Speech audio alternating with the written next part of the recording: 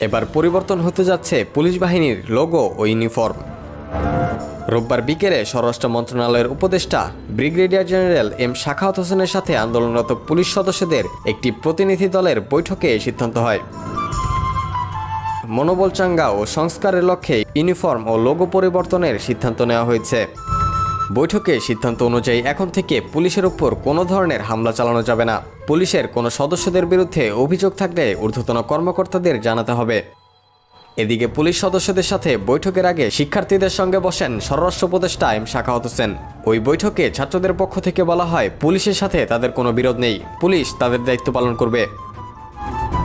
Police সদস্যদের সাথে বৈঠকের পর এম সাখাওয়াত হোসেন জানান, গত কয়েকদিনের ঘটনায় পুলিশের মনোবল ভেঙে গেছে। এই ইউনিফর্ম পরে পুলিশ আর কাজ করতে চাইছে না। খুব দ্রুতই তা পরিবর্তন করা হবে। আর তারা যে দাবি পেশ করেছে সেগুলো স্বল্প ও দীর্ঘমেয়াদে পূরণ করা হবে। এসব বিষয়ে আমরা বিস্তারিত বৈঠকে আলোচনা করব। পুলিশ সদস্যরা আমাকে প্রতিশ্রুতি দিয়েছেন এখন থেকে তারা ঠিকমতো কাজ করবেন।